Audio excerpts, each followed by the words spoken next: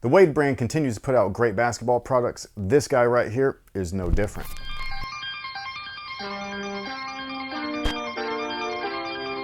Hey, what's going on, guys? My name's Chris. Welcome back to the official WearTesters.com YouTube channel. Today we got the performance review on the Way of Wade All City 13 Encore. This is the latest version of the Way of Wade All City line. Obviously, it's a riff on the last model, which was the 13, but this is the Encore, so they're tweaked just a little bit. Are they tweaked enough to grab this one over the last one? I would say no. If you're looking at just strictly performance pieces and then comparing the retail prices, you could probably get the Way of Wade All City 13 at a slight discount in comparison to this guy. Are they both great shoes? Yes, mostly because they both feature damn near the same thing. Starting off with the traction, we've got herringbone here. It's done up in an interesting way where it's kind of like potted. This kind of reminds me of the Kobe 2 outsoles, the Nike Kobe 2s to be specific, where you've got little sections that are divided up by flex grooves and things like that. And in each section, you've got a lot of herringbone in there. The rubber itself feels very durable. So if you wanted to use these outdoors, it would be like a viable option. However, using them indoors, they provided excellent traction. I have absolutely zero complaints on them. Every once in a while, if dust kind of gets caked up in there, just wipe it clear and you'll be good to go. Now, the cushion is what the brand is claiming to be 100% boom. They even state that very clearly on the shoe. And it is paired with a supercritical insole. I actually really like this insole. It's not the most supportive insole, so if you're looking for additional arch support or torsion support or anything like that, you may want to get something a little bit different or just swap it out. However, the foam that they use to create the insole is just a really comfortable foam, so I really like that. In addition to that, the boom midsole is full length, so it is in there. It's the same exact setup as the last model, much like the traction. Does it perform well? Yes. Is it super comfortable boom? No. What a little bitch! It's like a really firm ride. It's actually kind of surprising. It's not because it's completely caged and everything, because if you're looking at the medial side, it's not caged at all. It's really just kind of like open and free. So it's just a really dense version of like an eTPU, not Boost-like whatsoever. Like Boost has like a feedback feel to it. So when you put a lot of pressure on there, it kind of like springs underneath back in action. Whereas this guy right here felt very much like a Kyrie shoe, like a Nike Kyrie, where it's a lot of court feel, which is great for those that want that. But if you're looking for something with like a ton of feedback or responsiveness within the cushion itself, then maybe you'll want to look past these and look at the actual Wade shoe, like the Wade signature, like the Way of Wade 11 or even the Way of Wade 10. Now, the materials on these are fantastic. They were on the last model too, depending on the colorway, obviously. But this guy right here, they're very good in terms of performance. It is a lot of synthetics and a lot of fuses, so plastics and things like that. Very much like every other shoe on the market right now. But I really like the textile that they use. It feels like a really nice tight knit, almost like a sweater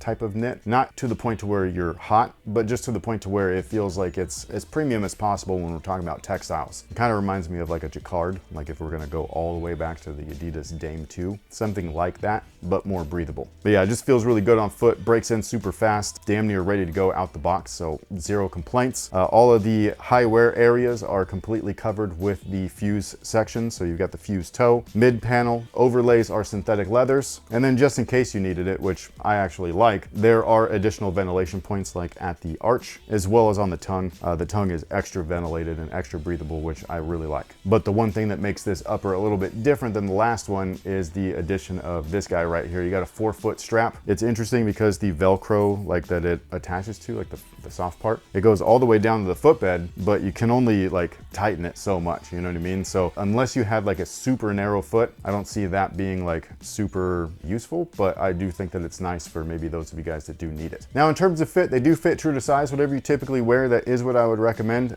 They are on the slightly narrow side, so just keep that in mind. But lockdown is very solid. The lacing structure is really interesting. If you're looking underneath the 4-foot strap, it's fairly traditional, just typical eye stays, but it is attached to what I'm gonna call fly wire, but that's a Nike thing. Obviously, they're ripping it here, but you know, they've got cables right here, and nylon cables going down to the footbed that are attached to those eyelets, so that's good for additional 4-foot reinforcement, even though the strap does do that. So it's not exactly necessary, but it's nice that it's there. And then the midfoot is really interesting, where they've got the nylon cables that go all the way down into the footbed. We've seen this with multiple brands. It's always a good move. And then the top eyelet, again, goes back to traditional. So you've just got a regular eye stay up there, and it works great. Now, in terms of support, that might be the shoe's best feature. These I would kind of like associate with being very similar to an Air Jordan 13. in terms of like that outsole shape and stuff. So you can see that they've got bumpers on there, much like the Panther Paw inspired outsole of the Air Jordan 13. So you've got a lot of lateral stability right there. But one of the things that's really interesting about it is that the medial side is very much rounded, very much like a Kyrie. So you've got lots of stability on the outside, lots of mobility on the inside. So you could wear these being a shifty guard, and you just want to have some extra lateral support. And I think that that's a really good move. So something like this would be great for shifty players that maybe just want extra protection without being cumbersome. In addition to that, the lateral side of the midsole is all kind of like rubber. So it's encasing that boom midsole. So yeah, all of these things combined with every other feature, including the fit, I'd say like makes the support just top notch. Now, with all of that being said, do we happen to have time for a viewer submitted question of the day? I thought this was interesting because they asked about what you would do if you were a coach, which you are. Okay. So they were asking, if you were coaching a young basketball player, whose footwork would you have them emulate, MJ or the Dream? I'm not that kind of coach.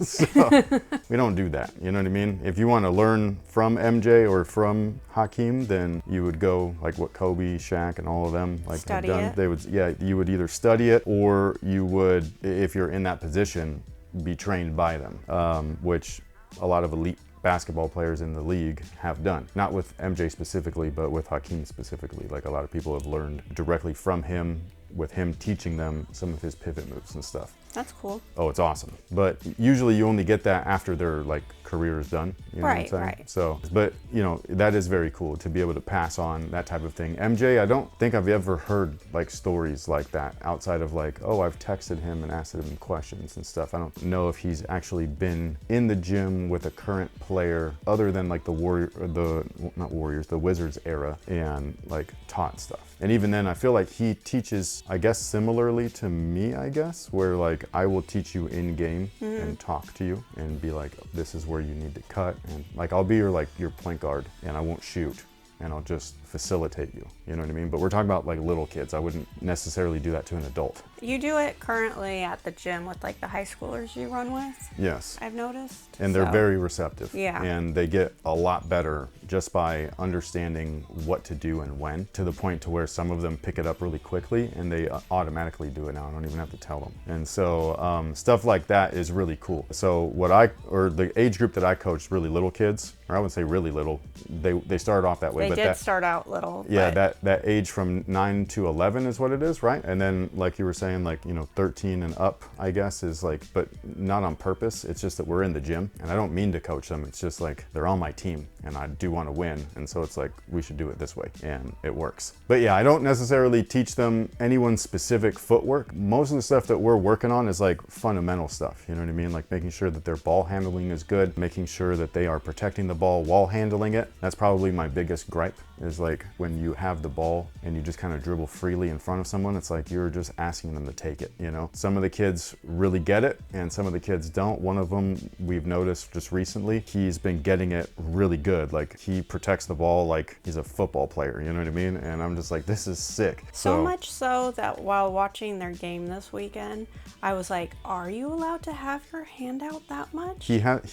First off, yes, but second, he needs to, so this is something that I'll talk to him about later, but sometimes he puts it up a little high and so it'll go into their chest neck area and that's not okay. He needs to keep it low as a brace and not necessarily as a forceful shield. Yes, that's what it was looking at, like at times, a shield. So yeah, there's different things, but this is where like we learn and then we move on, you know what I mean? So those are the things that we really do work on. Basic things like making sure that you get your footwork right with layups, defensive slides. That's another big one where like some of the kids are automatically fast and they have good reaction time. And then some of them are slow, like our son, like he's just slow with his reaction speed, but he is getting a lot better. So, and that's something that I've just been working on with him personally for what feels like since the beginning. But yeah, what about you guys? If you happen to coach, or maybe you have a son or daughter that plays, how do you teach them the game? You know what I mean? Are you teaching them stuff from specific players, or are you just teaching them what needs to be learned and then going forward with like allowing them to learn the rest of the game themselves? And on top of that, are you excited about the Way of Wade All City 13 Encore? Yes or no? Sound off below and let me know. I'd love to know your guys' thoughts. Thank you so much for watching. Thanks for all the support, and we'll catch you guys in the next one. So until then,